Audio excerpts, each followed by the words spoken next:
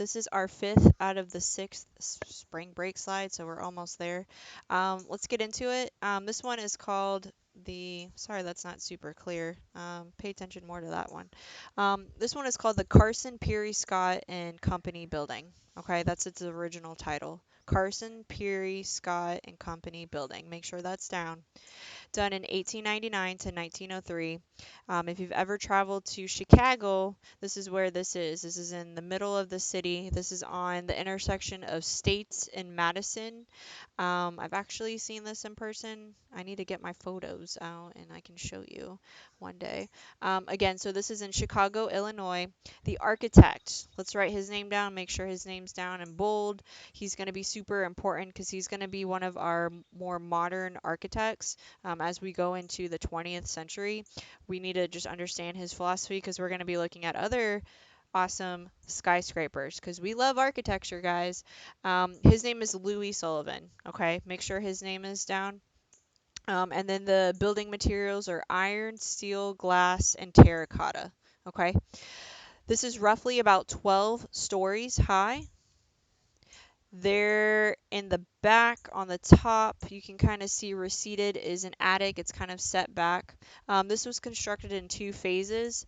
And what's really important for Louis Sullivan, if you can just write his name down right now, Louis Sullivan, and then put the words, it's three words, form follows function. That's all I'm going to say right now about form follows function. He is a believer in designing things to be honest. I'll just say that. So he's really going to be kind of like our figure as far as moving forward with architecture. We're going to start with a theme of form follows function, and we're going to start to see other architects have other themes and other important things that they are going to highlight. His is going to be about being honest, and I'll get more into that in a little bit. Okay, so basically for this particular building, we are seeing Louis Sullivan's Carson, Pierie, Scott and Company building is making a leap into modern architecture, embracing the industrial age. Okay, so materials like inventions and innovations, as well as intentionally breaking ties with the architectural past. So basically, the structure of the building is going to be something that we talk about soon, the exoskeleton, the girder. So that's what we're going to be getting to. This building is now called the Sullivan Building, and it contains a target, which now we can see that little symbol right there for being target. The only other thing I want you to pay attention right now to is the down below what I was talking about earlier when we were getting into talking about the kiss and the ornamentation, the decorative that we saw, all the patterns that we saw, we're going to start to see that be more embraced in his entryway into this actual building. So if you actually see it up close, I got a real nice crisp, you can see all the vegetal ornamentation, and just taking a picture of this is worth just this whole building. You could just take one picture of just the entryway and be amazed. Just look at all the ironwork, all the detail, all the texture that you get from just looking at it. I feel like if you ran your hands over it, you could really see, you could see all the various reliefs of the layers of all the vines that you can see being depicted. Okay. So again, that particular art movement that I am referring to at this time, it's called Art Nouveau, A-R-T, and then it's a new word, N-O-U-V-E-A-U, Art Nouveau. Okay, and that's just really emphasizing that ornamentation, that pattern that we're starting to see get explored at this particular time. Okay, so the panels are done. This is done. This part is the one that's done in the cast iron, and you just see that heavy vegetal ornamentation going on, just emphasizing that. And basically, you can see that being depicted not only in the entryway, but on the first two levels of this building, being kind of cascaded. Again, not just in the entryway, but throughout the whole entire first two floors. Okay, so on either corner, either side of the corner.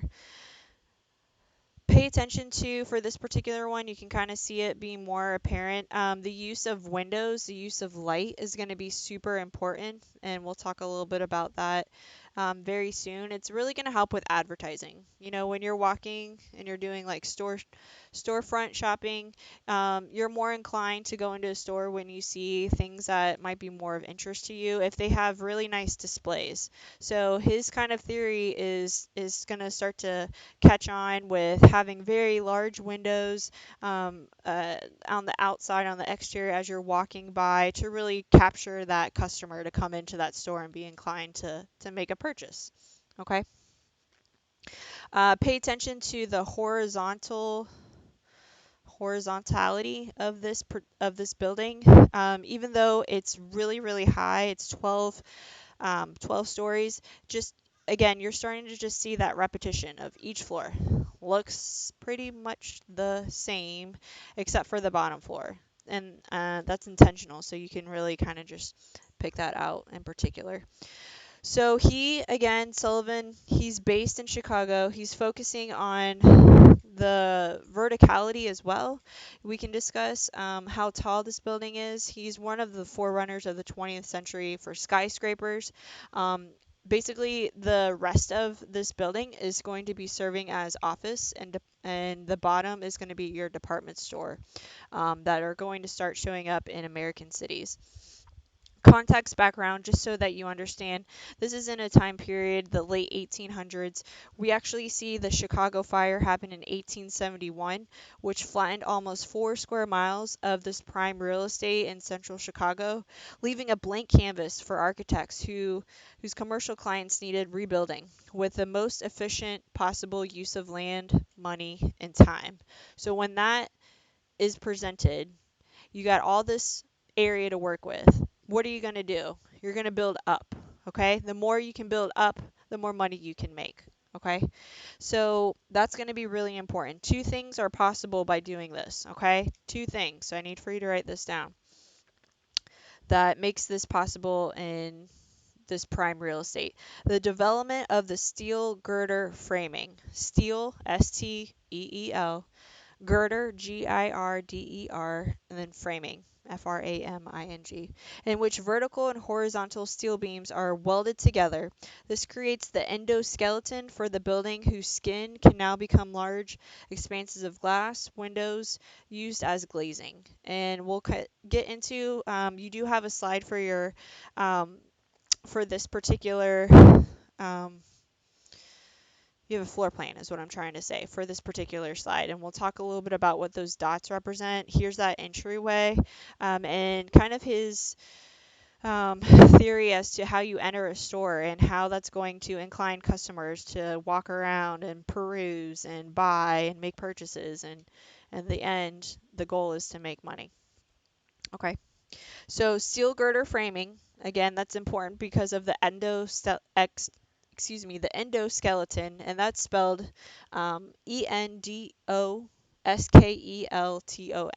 endoskeleton, and that's going to be part of like the framing on the outside, and then in the inside, and again, we'll discuss what those dots are in just a minute. The second thing is going to be the development of the elevator, which enables the structures to rise above the 7-story limit. So people can climb stairs. People will climb stairs for. People could climb stairs. Okay.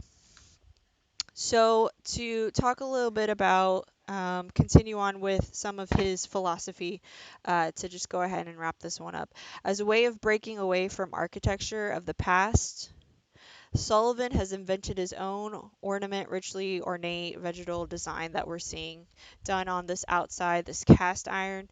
We see that all along the first and the second floors. Again, mentioned that already, especially around the famous rounded corner of this department store, the main entrance. Okay, and that's again going to kind of help incline, bring it into the store by seeing this ornate going on. It stands out. If you're in this corner and you had to pick one of the 4 corners to go visit, you probably would visit this one because this one is more attractive to look at.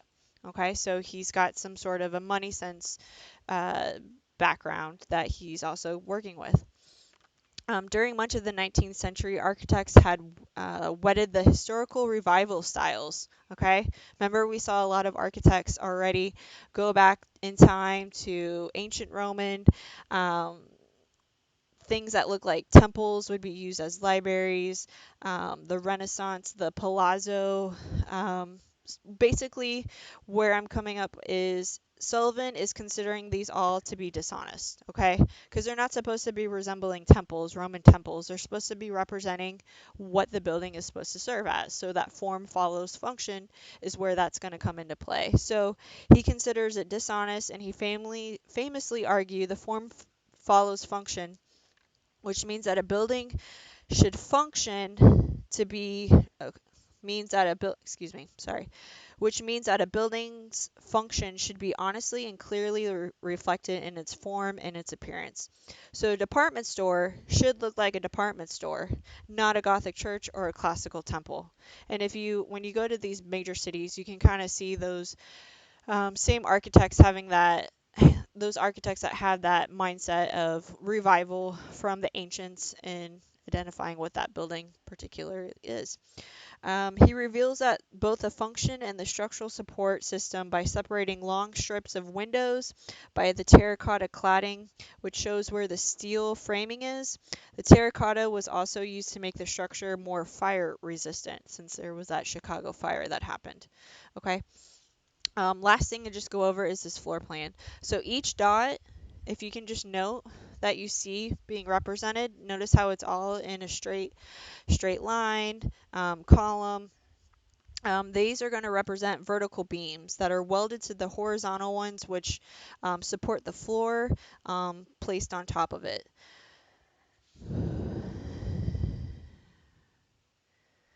Okay, last thing to say, and then I am going to be done, is before the use of the steel girder framing, buildings had those exoskeletons in which the walls were supported uh, by the building. One exception, the Gothic construction of the flying buttresses, which would act like a steel girder framing, would allow the walls to um, become expanses of glass. The late 19th century buildings need as much light and ventilation as possible for commercial purposes. The purpose of this exterior is now to become simply protection from the elements like the rain and etc. So that is going to wrap it up for this particular slide. I know this was kind of a mouthful to say. Make sure you have all three of these slides and that you have some information about each of them. So this is the floor plan, the entryway specific, and then just the overall building in itself. Okay? All right, over and out. Mrs. Howard, going on to our last slide. Woohoo!